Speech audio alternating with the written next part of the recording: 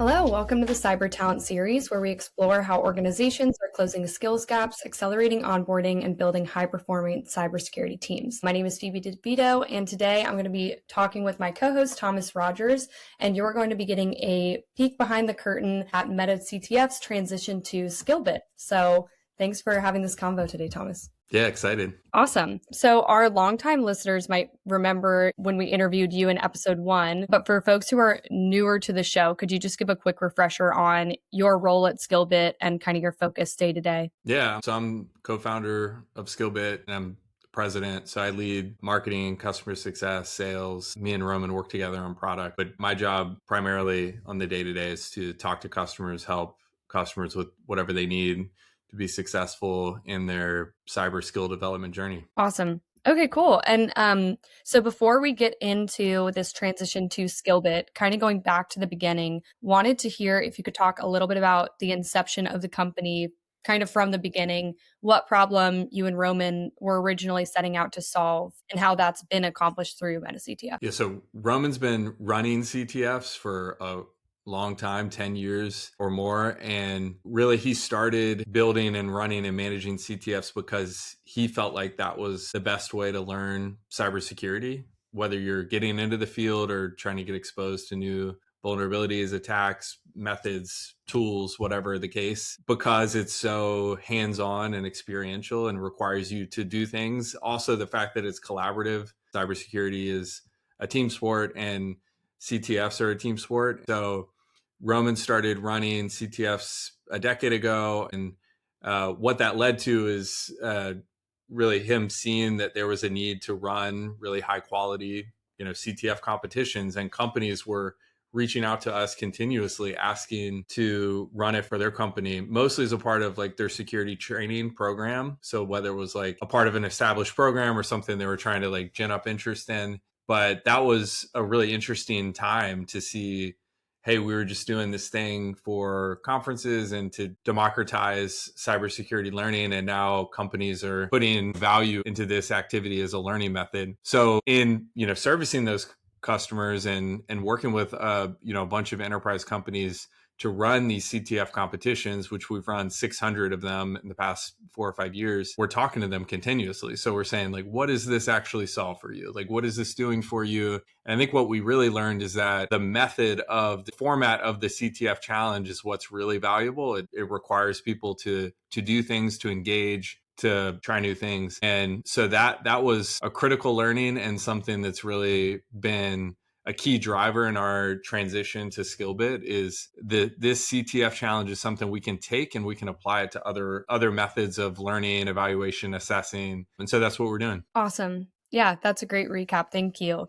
And you kind of just mentioned it, but I'm curious, at what point did you and Roman feel like the company had evolved enough that like a rebrand made sense? When did that kind of start for you? And then when did it become really solid? We've talked about it for 4 years. I think the hardest part is like deciding on a name, finding a domain. That was a whole thing. But, feeling like the name is something that fits like where we want to go and is going to be like versatile. I think probably the main driver is the launch of our continuous learning platform. So that was MetaCTF On-Demand Labs, which will now be SkillBit Labs. So it's continuous learning, and it's basically like we're moving out of just doing CTF competitions as training. So we're doing more than that. And I think that evolution kind of reflects where we see an opportunity to help, and our expertise is kind of beyond that. But the idea of changing the name is something we've thought about for a long time. It just it takes time to find the right name and all the other pieces to fall into place. Because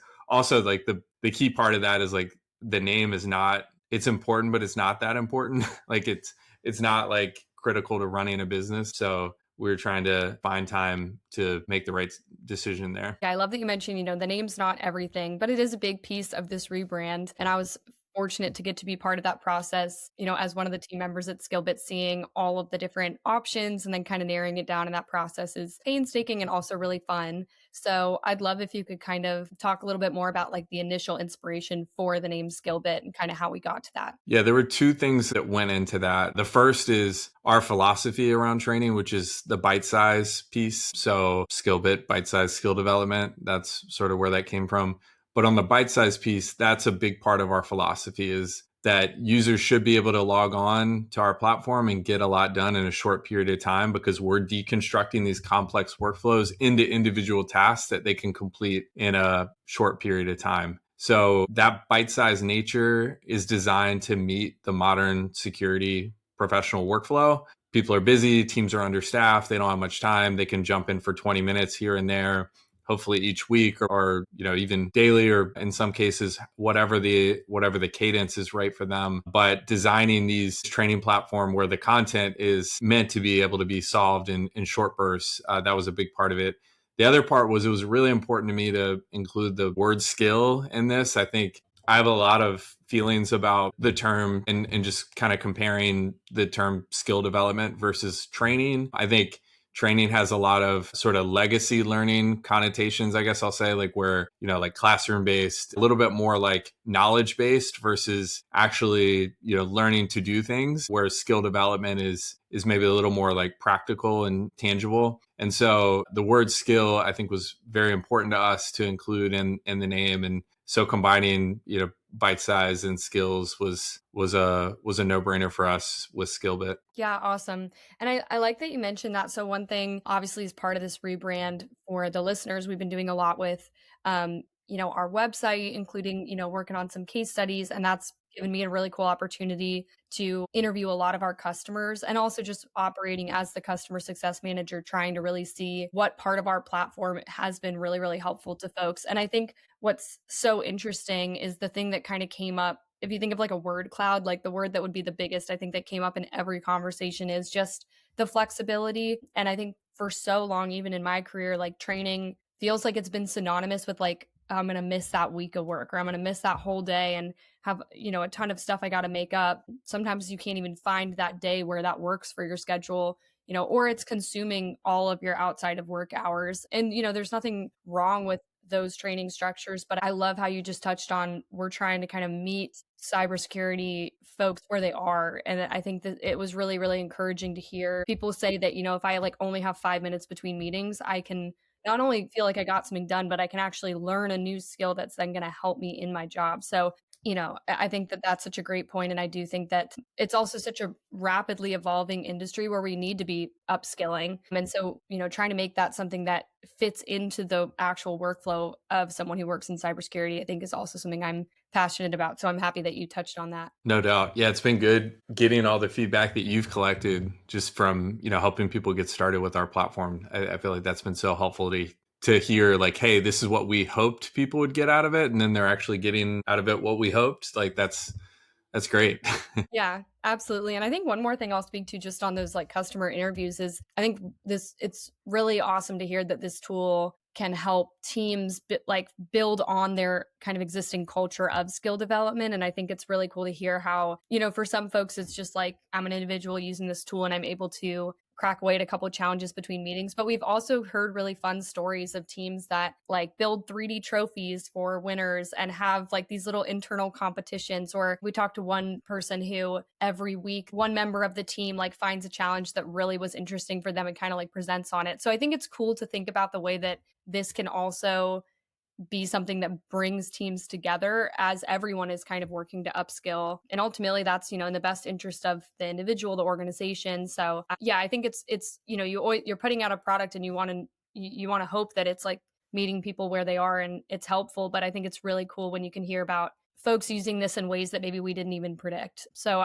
yeah, I'm super excited about the evolution of this. And speaking to that, I'm curious, so as SkillBit grows, what products or services are you most excited about either building or kind of building on to meet some of those customer needs like we talked about? I think helping in more ways up and down the talent stack. So sort of evaluating like, hey, where do we fit in the talent stack? And for the most part, so far, we've fit in the, hey, you already have this base of cyber focused employees and you're trying to, help them develop in their career. You're, providing them with additional professional development opportunity. And there's other things that, companies need to do up and down that talent stack. So whether it's like learn new tools, onboard new employees, we have been doing a good bit of helping companies to assess at the interview stage. So the CTF format really works there because it's kind of like problem solving. So you get to see how an individual, a candidate would, interact with a specific like task at work. It's kind of like a case study. But I think up and down the talent stack is something really interesting. And yeah, providing more value in terms of like learning things that are going to help the company succeed in infosec. And then the other thing is just adding a lot of, AI to our platform in a way that'll help the user experience. So to streamline, like, what should I focus on next? Like, I'm a threat hunter and I want to move forward in my career. Like, where should I spend time and how should I focus time? I don't have much time, and sort of deciding like what new skills I want to develop is like maybe part of a challenge, helping to do that. And then helping managers to better, have an evaluation of what are our capabilities, what are our team's capabilities, so that they can decide, who to staff on a project or who to promote, or do we need to hire externally? Can we hire internally? All those things. So I see that's primarily where we're going to use AI, is to like improve the user experience. Yeah, awesome. I love that you talked about the evaluation piece. I think that one thing I was thinking about when we started recording this today is how many of our, like, I think almost every podcast guest we've had on the Cyber Talent series has talked about evaluation and how critical and like foundational that is to building these teams. And so I'm curious when you think back on like our other kind of recordings and the episodes, folks that we've talked to, like, have there been times for you where you're like, oh, that's like, yeah, that's exactly the problem I'm trying to solve? I think the thing is, like, every single episode has been kind of like that. So it's not, maybe it touches on different things, but I think that's what's so interesting is people are attacking similar problems from different angles, and they have unique approaches to each of these things that they're trying to accomplish. But at the end of the day, everyone is like trying to hire the best people, hire the smartest people that fit their culture the best, and treat them well and upskill them and make sure that they're organizations protected and that they do a great job. Like, cyber professionals have a ton of pride and pride of work. And so I think, yeah, that no one single episode, I don't think, I mean, I could think of like 5, but pretty much every episode is like people trying to accomplish similar things that are like, yes, that's exactly what we would ideally want to help with. Yeah, 100%. And I think, one thing that I'm excited about when we look at like, especially the SkillBit Labs product and this on-demand, ability to go in and solve challenges. One thing I think I'm really excited about seeing how it evolves is it's not all like the hard technical skills, and a lot of that you can teach, but like just this idea of curiosity being really important. I think whatever field you're in, that's true. And so it was really cool for me when I started talking to some of our customers, hearing them say like, this helps me see like my team's curiosity, both in like who's wanting to go develop their skills, but also like that ability to I think of like pulling a string on a sweater. It's like you just can go deeper and deeper. And even with some of the really frustrating challenges that are harder, like you can, spend as much time as you want really like digging into a new concept. So I think I'm really excited to see, like in Skillbit and even beyond that, how we can grow in the infosec community in that ability to kind of like see candidates for all that they are, like, hard skills and soft skills that are going to make them a really awesome team member, and eventually like the people that we've interviewed, like really great leaders. So yeah, I'm excited about that part of it too, and it's cool hearing that from some of our customers. So speaking of kind of the infosec community, obviously the infosec community is strong and Skillbit is established in the community. And so, MetaCTF has been for as long as that's been kind of our name. And so what would you say to that community as the company enters this new chapter during this rebrand? I think it's just more of the same. Like, this is all about us being able to provide more to the community, in different ways. Ideally, we're still gonna run the CTFs where, yeah, you can block off your the third Thursday of every month with our flash CTFs, and we're still gonna have the weekly challenge every Tuesday drop at 6 p.m. Eastern. And so there's just going to be more stuff like that. So more opportunities to learn, more free resources, more ways to get your foot in the door and meet new friends and current and future colleagues, and like working with them. Yeah, the SkillBit evolution is just going to be one that is going to enable us to invest even more into the community. Awesome. I love that. So as you look ahead, how do you see the way organizations develop? And, we talked a little bit about evaluation. So evaluating cyber talent, how do you see that continuing to evolve, and how do you see SkillBit fitting into that future? I think thinking about conversations that we have on this podcast and outside of this podcast is when I ask executives how they quantify and measure capabilities, it's usually like, we don't really. And I think the primary reasons why companies don't try to do that is just because it's hard. I think actually quantifying a skill is typically viewed as it's a soft thing. It's not a tangible, measurable thing. And what we want to do is sort of demystify that and like create a measurable way for companies to think about capabilities. So that's just going to unlock a number of different things that they're going to be able to do with a more data-driven approach, including how do we know the right profile of candidate to look for here? Oh, we know because we have this basis of like, these are 3 really accomplished incident response analysts in our current company. They fit this profile. This is their skills profile based on this index that we've created internally. So we know this is the type of candidate we need to look for. And then it's a pattern matching exercise from there. And you don't have to rely on the resume. You can still use that as a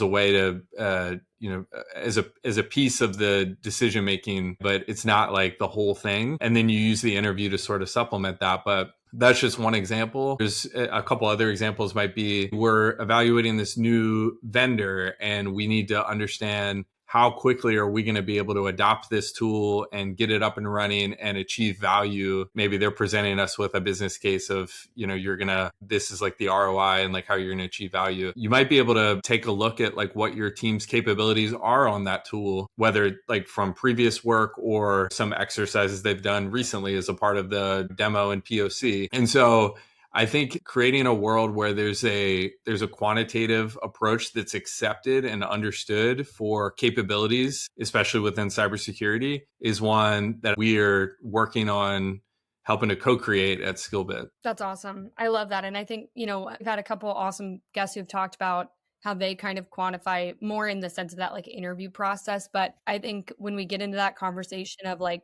you want that more well-rounded picture. Like certificates are awesome and like certifications are great. And like, they're not everything, the resume tells you a lot, but not everything. And then when we get into the more subjective stuff, like interviews, we've had guests bring up, like it can get, there can be bias or different things that, you're in a room with 8 interviewers. And sometimes I think we talked on one episode about like even the time of day you talk to someone can impact that. And so love that idea of like, whether this is like vendor evaluation or candidate evaluation, like finding that way to kind of like quantify some of these like qualitative skills that make like a candidate really awesome or a vendor, a good fit for your company. And I'm glad that you touched on that. And I'm excited to see where SkillBit can take it. For sure. Yeah. Cut through the noise. Yeah. Absolutely. Awesome, Thomas. Well, is there anything else you want to, tell our listeners about this transition to SkillBit? So it's mid-March 2026, and we'll be rolling out our new marketing website in the next week or 2. And we have a new product release coming out for SkillBit Labs. It's super exciting. That's probably more of like an early April timeframe. But just stay tuned, follow us on social, and you'll hear all about the company changes, and stay in touch that way. Awesome. All right. Thanks so much. And we'll be back on your feed soon. Thanks, everyone. That's a wrap for today's episode of the Cyber Talent Series.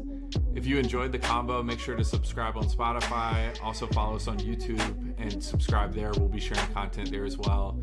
For ongoing tips on hiring, retaining, upskilling your cyber workforce, make sure to follow us on LinkedIn and check us out at MetaCTF.com. Thanks for tuning in. We'll see you next time.